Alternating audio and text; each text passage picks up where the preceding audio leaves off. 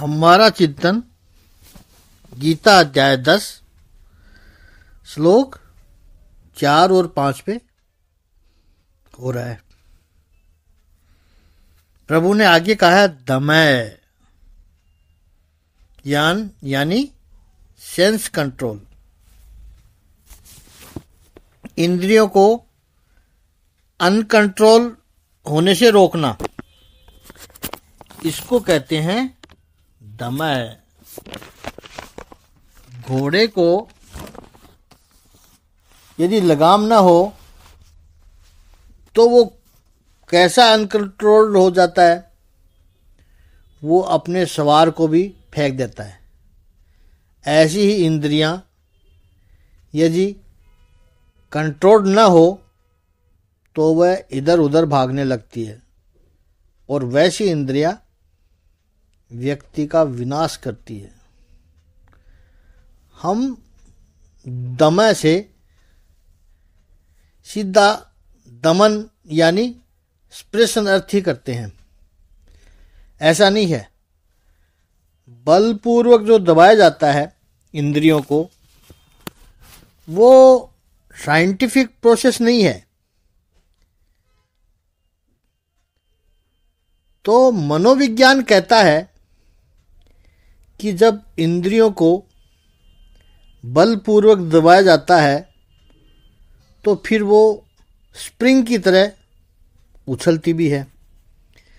जैसे ही वो प्रेशर हटेगा, इंद्रियां परबर्ट हो जाएगी।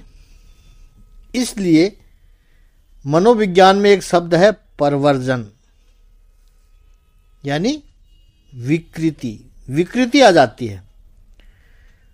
परवर्जन ये उपाय है ही नहीं।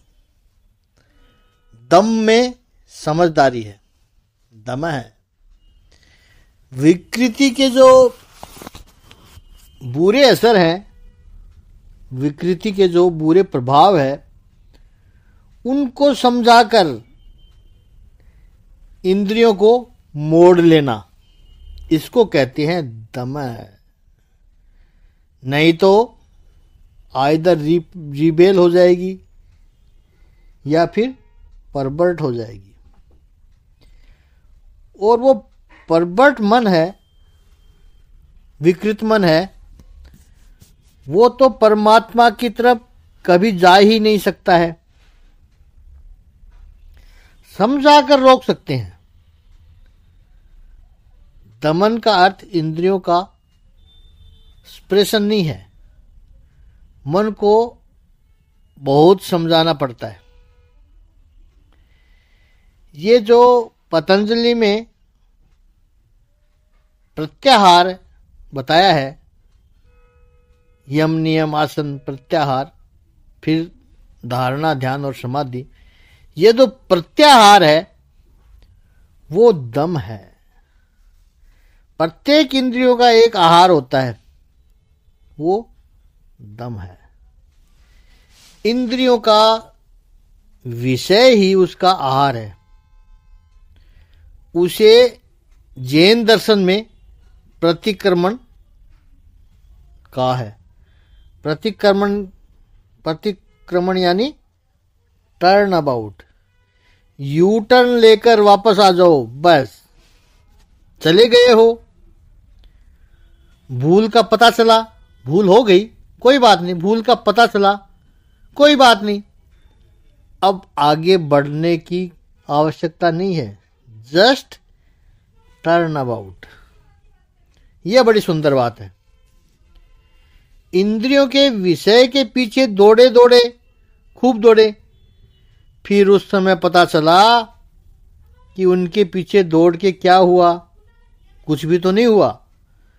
तो फिर इंद्रियों को समझाकर यू टर्न लेकर वापस आ जाओ। प्रत्याहार ही दमन है।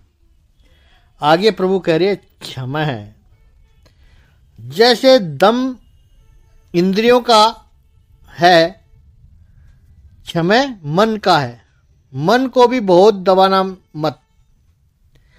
न इंद्रियों को बहुत दबाना है, न मन को बहुत ज्यादा दबाना, मन को समझाना है।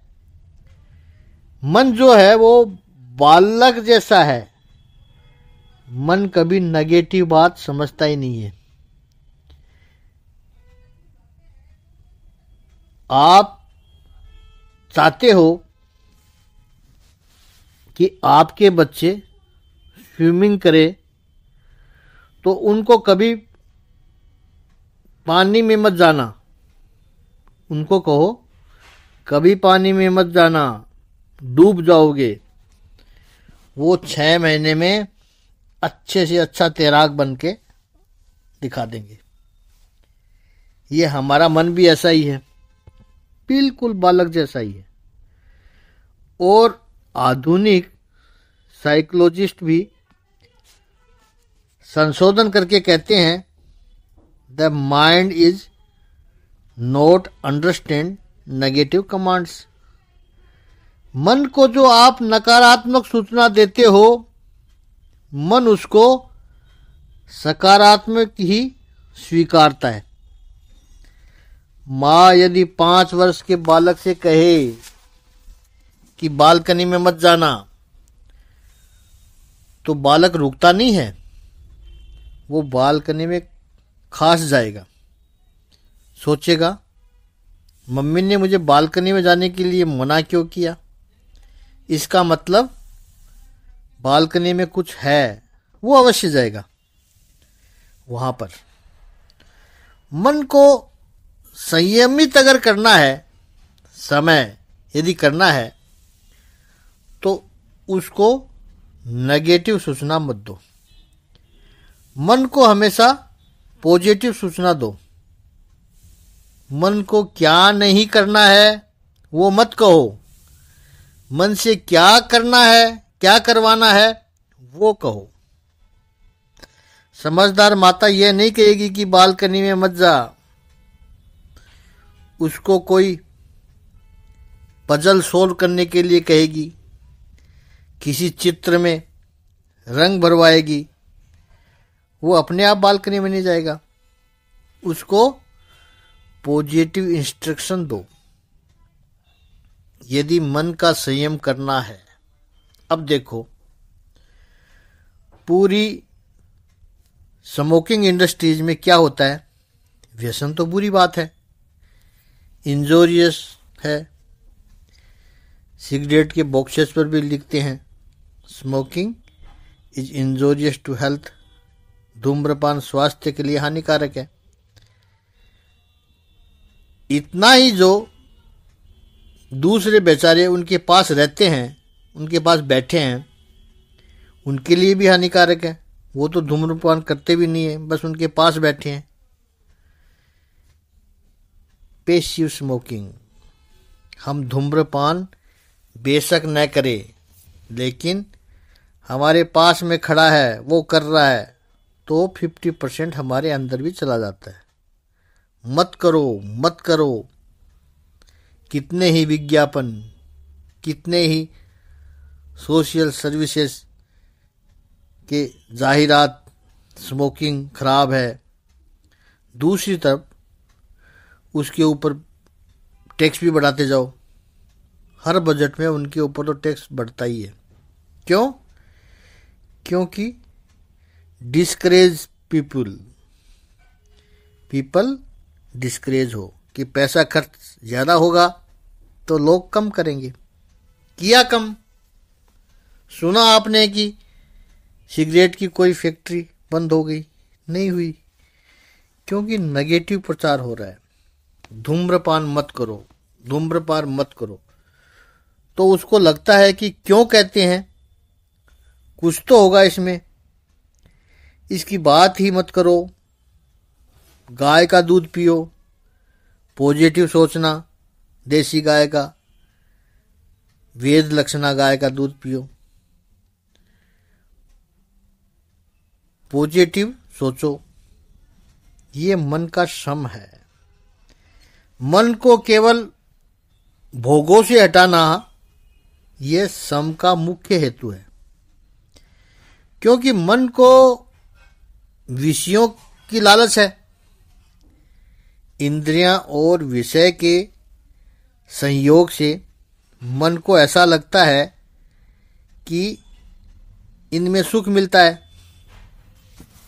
इस सुख की लालच में मन बार बार विषयों में भटकते रहता है। वहां से उसको समझा करके वापस लाना है। ये सम है। क्या कहना उसको कि सुख के लिए जो बाहर भटकने जाते हैं वो सुख बाहर नहीं है, मन को कहना है, भीतर है। अभी आगे सुख और दुख की बात भी आएगी। अगला ही लक्षण भाव है प्रभु सुखम दुखम। श्रीमद् आदि गुरु शंकराचार्य जी ने कहा सुखम आह्लाद है, जॉय, प्लेजर। श्रीमद् रामानुजाचार्य जी कहते हैं सुखम आह्लादि कुल है, आत्मा अनुकूल अनुभव, which is agreeable to oneself, उसको सुख कहते हैं। नीति शास्त्रों में भी व्याख्या है कि अनुकूलम वेदनीयम सुखम, प्रतिकूलम वेदनीयम दुखम। जो अनुकूल संवेदन है वो सुख है और जो प्रतिकूल संवेदन है वो दुख है। भगवान कहते हैं कि यह भाव भी मैं ही देता हूं। सुख भी दो प्रकार का है। एक जो विषय और इंद्रियों के संयोग से आता है, वो सुख आपको अलग है। पकोड़ा पसंद है तो वो पकोड़ा आपने जीभ पर रसना पर लगाया और वो मज़ा आया, आहा, उसे कहते हैं सुख।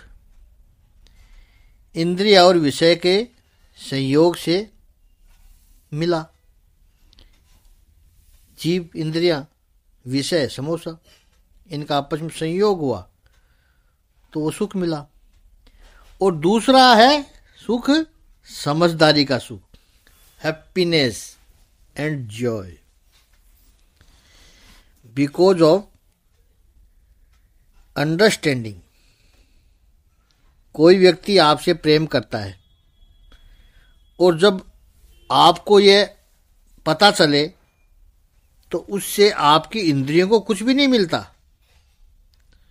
वो प्रेम करने वाला व्यक्ति आपको दिखाई भी नहीं दिया, उसके बारे में कुछ सुना भी नहीं, कुछ नहीं, उसको स्पर्श भी नहीं किया, लेकिन वो समझ आई, उससे जो सुख मिलता है। हमें याद रखना है कि वस्तु से जो, विषय से जो सुख मिलता है, उससे ये समझदारी वाला सुख बहुत मूल्यवान है। आध्यात्मिक प्रगति कैसी होती है? Joy because of understanding. पत्नी स्वादिष्ट भोजन बनाकर देवे और पति उस भोजन की प्रशंसा करे, उससे तो पत्नी को सुख मिलता ही है। स्वाभाविक बात है, वाह आज कितना स्वादिष्ट भोजन बनाया, मजा आ गया। तो इससे तो पत्नी को सुख मिलता ही है, वो वस्तुनिष्ठ सुख है। लेकिन एक दिन पत्नी बीमार है, उठकर किचन में भी नहीं जा सकती, बिस्तर पर लेटी हुई है, चिंता कर रही है कि आज पति भोजन क्या करेगा, आज मैं तो उठ भी नहीं पा रही हूँ। और पति जो कुछ भी उसे बनाना आता है, रोटी सब्जी बनाए और वो थाली में लेकर के पत्नी के पास आए, पत्नी के सर पर हाथ फिराते हुए कहे कि तेरे जितना तो स्वादिष्ट नहीं बना पाया, बना भी नहीं होगा, लेकिन तुझे कभी कभी बनाते हुए देखता हूँ तो उससे सीखा है, वो मैंने बनाया है, दोनों साथ में खाते हैं। अब देखिए, रोज जो पति भोजन की प्रशंसा करता था, वो सुख बड़ा है कि आज का सुख बड़ा है। भले ही उस खाने में नमक थोड़ा कम ज्यादा होगा, इतना स्वादिष्ट भी नहीं बना होगा, लेकिन वो पति ने बनाकर सब्जी दी हुई है, उसको लेने का सुख बड़ा है। वस्तु का सुख और समझदारी का सुख में बहुत फर्क है। वस्तु का सुख तो पशु भी ले सकता है। हरी घास मिले तो बैल को भी मजा आ जाता है, स्वाद आ जाता है उसको, लेकिन पशु को यह समझदारी का सुख नहीं है। यह समझदारी का सुख केवल मनुष्य ही ले सकता है, और समझदारी का सुख जब लोगे तो वस्तु का सुख फीका पड़ जाता है। ऐसे ही दुख भी है, उस पर हम कल चिंतन करेंगे। आज इतना ही। ओम श्री सच्चिदानंद भगवान की जय। ओम श्री आनंद कंद भगवान की जय।